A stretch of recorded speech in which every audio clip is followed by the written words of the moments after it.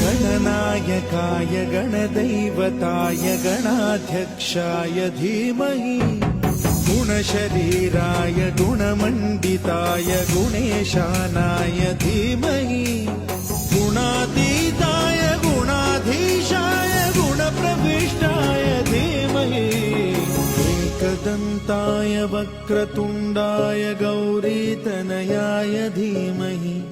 गजेशानाय भालचन्द्राय श्रीगणेशाय धीमहि